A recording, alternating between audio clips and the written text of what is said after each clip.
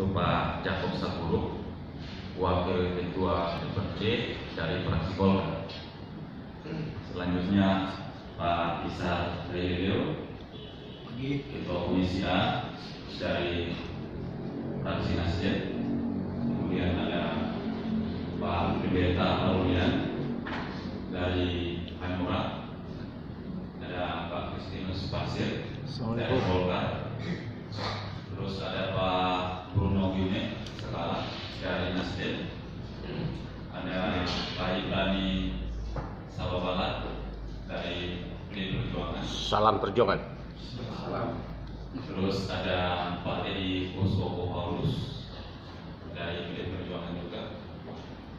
Terus ada Pak Timo, Sekretariat DPRD, ada Pak Robert, ada Ibu Eri, ada Pak Mamang, ada Pak Roni dari Sekretariat DPRD. Mungkin demikian perkenalkan.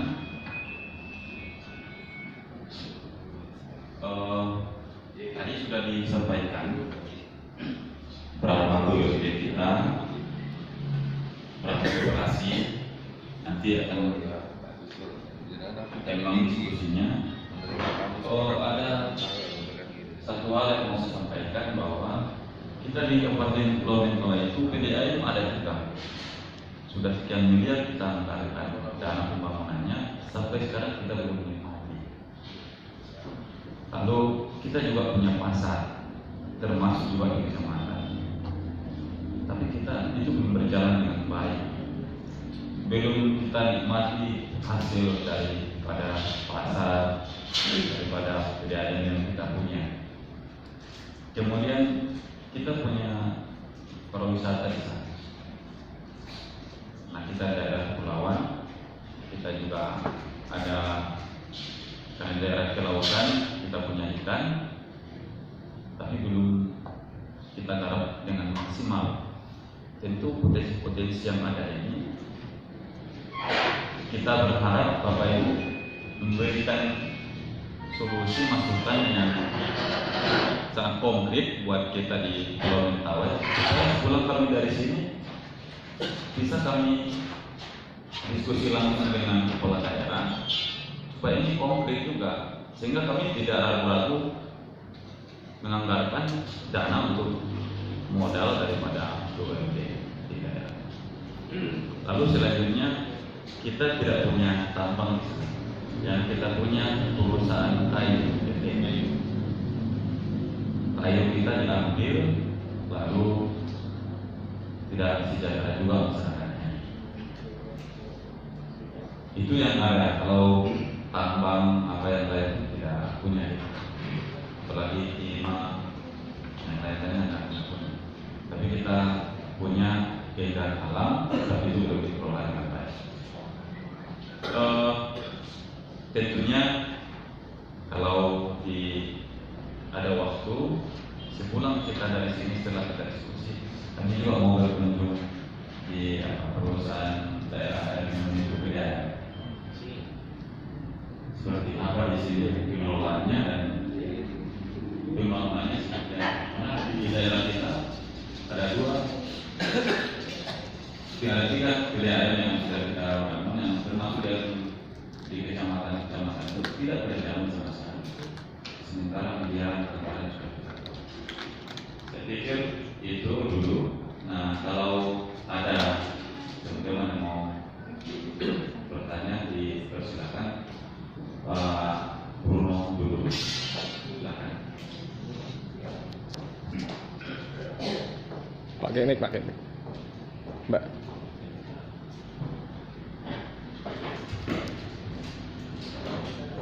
Assalamualaikum warahmatullahi wabarakatuh. Salam sejahtera semua. Selamat pagi. Terima kasih kepada pimpinan DPRD yang sudah memberikan waktu dan kesempatan saya. Yang saya hormati Bupati Klaten Mentawai mewakili, yang saya hormati para direktur BUMD yang ada di Klaten dan semua pejabat yang ada di lingkungan Kabupaten Klaten yang hadir pada hari ini. saya sampaikan terima kasih atas penyambutannya yang luar biasa. Ya, kami sampaikan sedikit bahwa mungkin beberapa kali juga sudah datang di sini, tapi mungkin di sektor-sektor lain. Urgensi dari kedatangan kami sehubungan dengan BUMD seperti apa yang sudah disampaikan oleh Ketua, bahwa kami baru menetapkan perda tentang BUMD. Jadi yang perlu juga diketahui bahwa sebenarnya proses penetapan perda BUMD sudah cukup berlangsung lama. Beberapa kali terjadi deadlock antara DPRD dengan pemerintah daerah karena soal ketidaksesuaian, soal pandangan, pemahaman, dan lain sebagainya. Hitungannya kami termasuk kabupaten baru juga tidak kurang lebih 17 tahun yang lalu ketika zaman reformasi dan dilakukan soal otonomi daerah, bahwa kamilah pertama di Sumatera Barat yang masuk dalam pemekaran kabupaten daripada Palembang, tapi tidak melalui proses peraturan tentang otonomi daerah. Kami adalah perjuangan tentang kami keluar dari Padang Pariaman. Jadi kami benar-benar baru dalam hal soal yang namanya BUMD.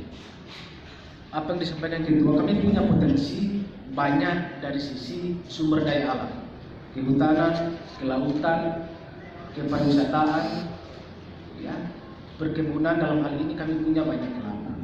Tapi dalam rangka peningkatan PAD dan peningkatan kesejahteraan masyarakat Mentawai, kami memang harus mengakui bahwa kami perlu banyak belajar. Maka dari sisi teknis kami lalui beberapa tahun belakangan ini, maka kami sepakati bahwa BUMD sebagai wadah yang pas dalam rangka meningkatkan PAD Mentawai. Tapi kami punya persoalan dalam hal pengetahuan, kasihlah begitu.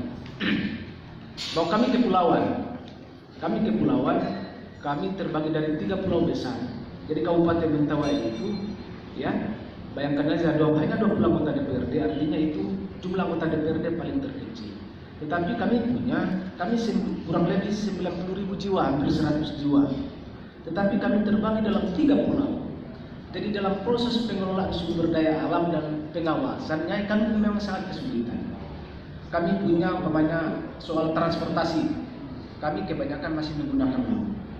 Maka muncul wacana bagaimana transportasi laut ini masuk dalam sistem pengelolaan BUMD.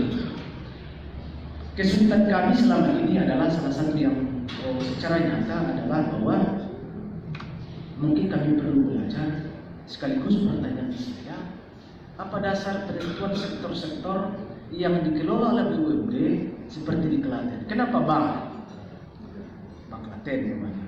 Kenapa logam? Kenapa tembakau namanya?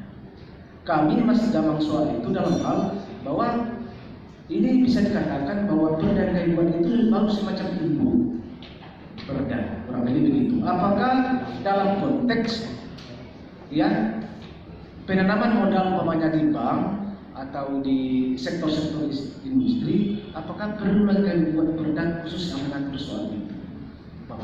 Umpamanya kan kami buat, ini sudah ada perda tentang pendirian BUMD. Kami mau coba mengelola sektor pariwisata, sektor kelautan. Apakah perlu lagi membuat dasar hukum atau berupa perda sebagai dasar kami untuk menjalankan operasional? Berikutnya adalah soal tadi yang saya sampaikan adalah apa dasar penentuan sektor-sektor yang akan dikelola. Walaupun kami sedikit ada gambaran, tapi kami mungkin pastian itu. Baru yang disampaikan berikutnya adalah sistem perekrutan, namanya direktur, direksi, apalah di BUMD ini. Kami kemarin terjadi debut juga itu karena kurang lebih 19 miliar yang dianggarkan hanya untuk dalam rangka proses operasional, sementara BUMD-nya itu belum jelas sektor yang dikelola. Hanya dalam proses perekrutan, ya, namanya direktur BUMD. Kami selama ini yang sudah coba apa adalah BPR. Kami ada berdua di sana. Tapi belum masuk dalam kategori pengelolaan BUMD. Baru kami hal di sana sebagai hubungan kerjasama antara pemerintah daerah dengan bank yang ada di sana. Tapi dari sisi teknisnya kami ingin juga penjelasan bagaimana sistem kerja antara pemerintah dengan BUMD dalam hal perhubungan, dalam hal pegawainya, dalam hal menggunakan sumber-sumber daya seperti yang bagaimana pemerintah mengawasi, bagaimana BUMD itu berkoordinasi dengan Pemda. Apakah teknis soal penganggaran itu umpamanya? Kadang-kadang kan dalam konteks ini tidak berjalan karena ada hal-hal umpamanya antara BUMD dengan pemerintah ada ketidaksepahaman soal bagaimana mengembangkan sektor-sektor ini, pokoknya dari hubungan dan semuanya. Jadi kami butuh informasi soal itu dari sisi teknis. Baru kalau sektor unggulan di kala ini sudah disampaikan kurang lebih 7, ya. Mungkin hal yang sama juga saya sampaikan bahwa dasar penentuan sektor unggulan itu apakah hanya sekedar dari sisi jumlah itu memang banyak sehingga harus ditambah, atau ada pertimbangan-pertimbangan lain sehingga sektor ini bisa kita tunjukkan sebagai sektor unggulan di Kabupaten Banjarmasin.